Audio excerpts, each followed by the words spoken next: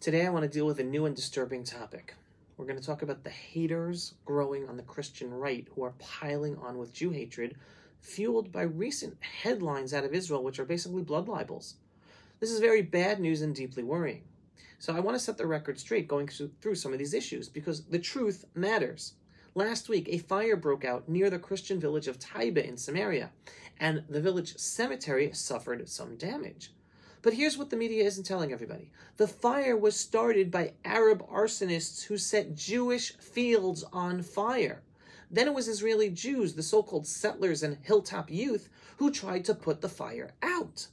But the fire spread and sadly reached the cemetery. And yet the world rushed to blame the Jews. No evidence, no investigation. Just the usual lazy slander. Quote, it must be the settlers, and it's the settlers doing violence against Arab Christians. Because that's the Arab PR narrative. And too many people, even Christian conservatives, are swallowing it whole.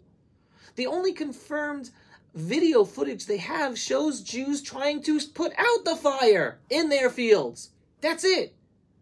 So this is the upside-down world that we live in, where facts are ignored and Jews are guilty until proven innocent. And even then, we're still guilty. Who then looks for the corrections on the news? And then there's the story of a single Catholic church in Gaza that was damaged accidentally by IDF fire during intense urban warfare in the most terror-saturated area on earth, where Hamas has built terror tunnels under churches, hospitals, schools, homes, mosques. That's all it took for the anti-Semites to come out foaming from DC to TikTok, from parliaments to pews, screaming genocide that the Jews are doing, as Hamas is the one slaughtering Jews and hides behind their own civilians as human shields. Yet Jews are being labeled the anti-Christian killers right now. There is no other people on earth, past or present, who are so widely, viciously, and openly slandered as the Jewish people are today. And for what? For doing everything possible to save our people and prevent another October 7th massacre, for protecting our children, for trying to stop a genocide against the Druze in southern Syria, while the so-called moral world stays silent, including the Christian world. But the latest blood libel takes it even further. An Arab Muslim teenager, who also held U.S. citizenship, was involved in a violent mob attack where Arabs were throwing stones at Jews. During the chaos, that boy ended up dead. Tragic? Absolutely. But now, without investigation or proof, the Arab narrative blames the settlers for beating him to death. There's no proof. And who is amplifying this lie? Conservatives, conservative news outlets, and even some of Trump administration officials who have accepted this version as fact, requesting investigation, and allowing Americans to believe that the settlers are responsible for this Arab Muslim with American citizenship is our fault. Against the backdrop of aggressive military actions by Israel in the Middle East recently, another scandal is brewing in Judea and Samaria, which the media calls the West Bank. It seems an American who was there peacefully visiting with family was murdered by Israeli settlers. Sayafa Musalet, a 20-year-old American Palestinian born in Florida, was visiting family in Sinjil when a mob of Israeli settlers surrounded him, beat him to death over 3 agonizing hours, and blocked medics from saving him. In the same rampage, a Palestinian named Mohammed Shalabi was shot dead. Secretary of State Marco Rubio addressed this in a press briefing this morning. We protect all American citizens anywhere in the world, especially if they're unjustly murdered or killed. So we're gathering more information, but I hope you saw yesterday Ambassador Huckabee in Israel asked the Israeli authorities to produce an investigation and concrete information about who was responsible for his murder. The Israeli authorities doing an investigation.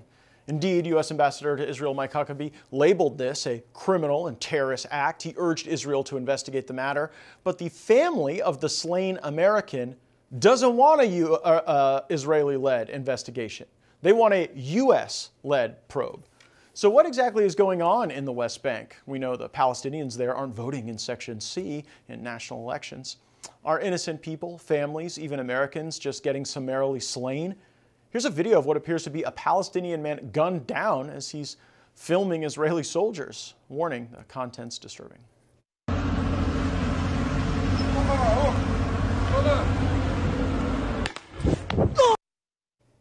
truth is, this isn't an isolated tragedy in the West Bank. It's part of a pattern of Israeli settler attacks on Palestinian communities that include the torching of homes, farms, and lives, all while protected by Israeli forces who are funded by U.S. tax dollars. That's not even the most troubling part. Israel rarely holds these killers accountable. There's been 8 unsolved killings of American citizens just since 2022. Among the 8 include Shireen Abu Akleh, a Palestinian-American journalist shot dead by Israeli forces in a rain in Jenin. We also saw Ansengur Edgi, a Turkish-American activist shot by Israeli forces during protests in Bedia. These deaths were ruled as mistakes and unintentional. No criminal charges nor prosecutions came of those American deaths. It's hard to really envision encircling someone and beating them for 3 hours a mistake or an unintended consequence. So what can we expect as American officials are calling for Israel to investigate this act of terrorism? Understand, we all want the truth. But since when is the Arab version of events accepted as gospel? Especially when history shows how often they manufacture blood libels, especially in this Gaza war, just to demonize us Jews in Israel. It's a whole industry called Pallywood. Fake news stories, fake video reports, staged events for the mainstream media to then show on nightly news across the West to bash the Jews and the Jewish state of Israel based on utter lies. They've done it before, they're doing it now, and suddenly we're seeing an explosion of Christian victim stories. The churches, the cemeteries, false claims of Jewish attacks against Arab Christians. This is not a coincidence. Let us connect the dots. This is a coordinated campaign to sever U.S. Christian support for Israel. And guess who's probably funding it? Qatar.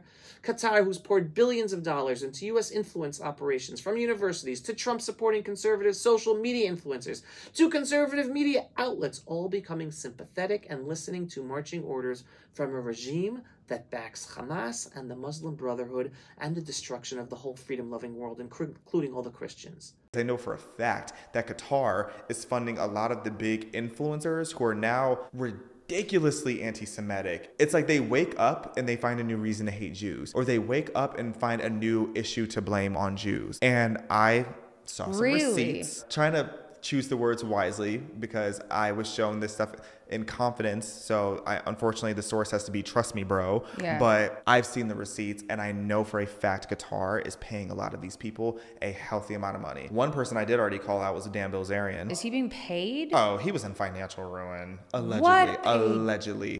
Qatar knows exactly where Israel's strongest support base is, among American Christians.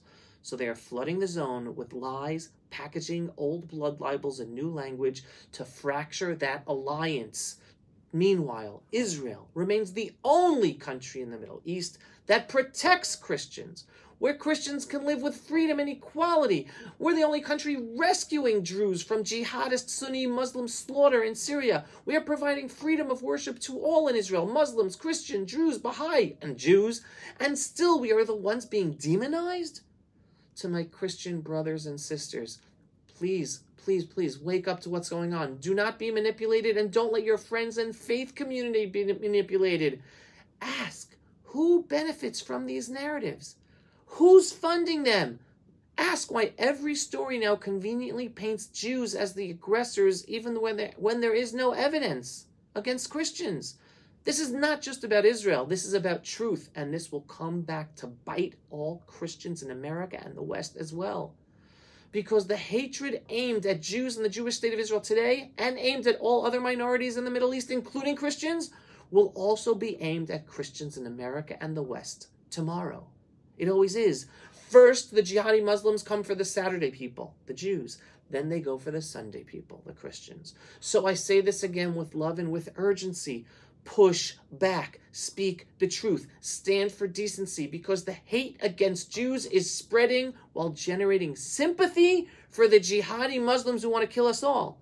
And if everyday people don't demand the truth, this will become another shameful chapter in history, one your children will ask about and wonder, why didn't they speak up?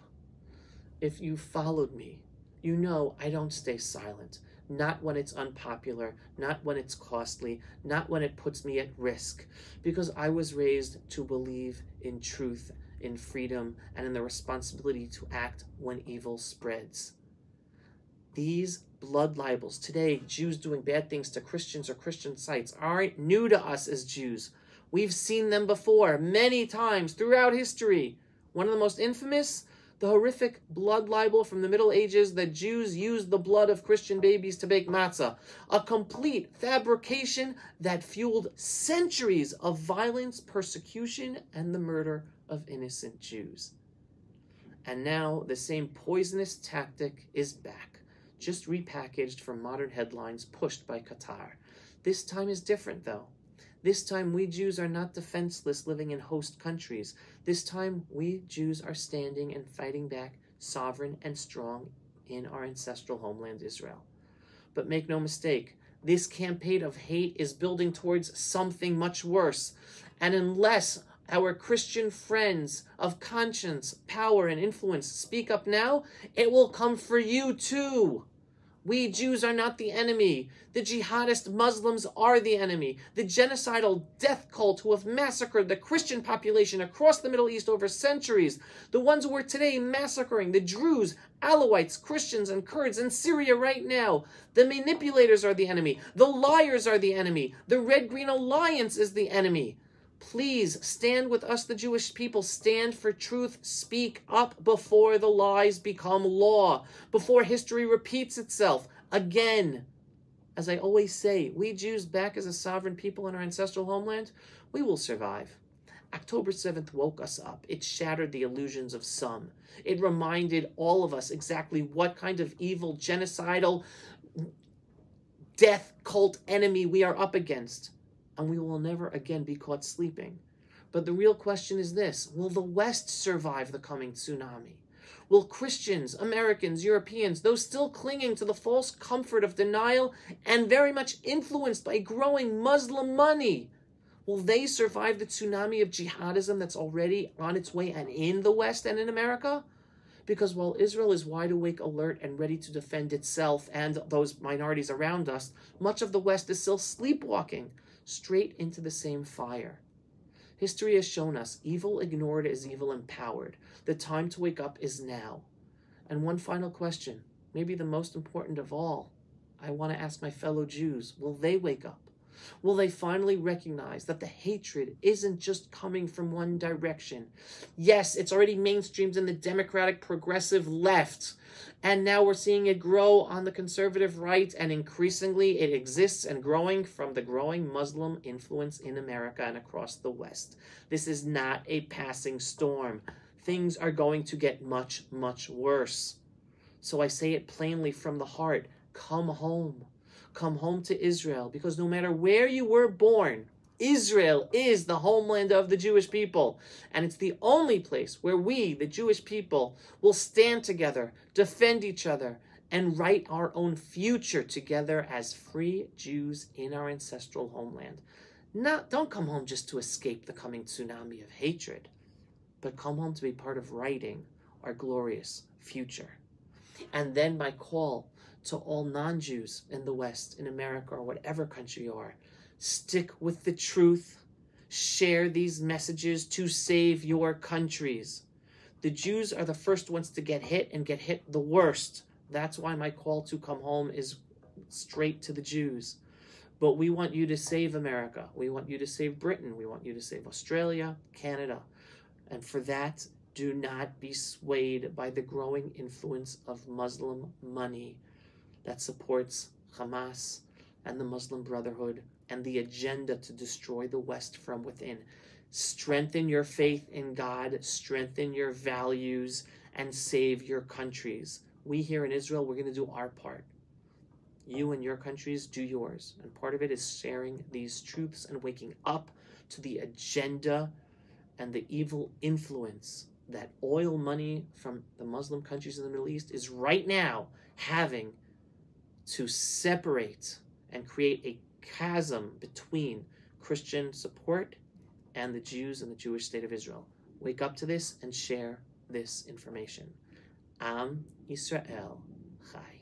If you are not yet a subscriber to our daily, belief-based, inspiring, politically incorrect, truthful videos about Israel, the Jewish people, and the freedom-loving world, What are you waiting for? Go to pulsevisual.com and click to subscribe today. And yes, we are a donor-based operation. We need your donations for support in order to make these videos and get our videos seen and do all the work we do. So every once in a while, whether a large donation or a small donation, just go to pulsevisual.com and click on the donate button. Shalom, everyone, and thanks for watching.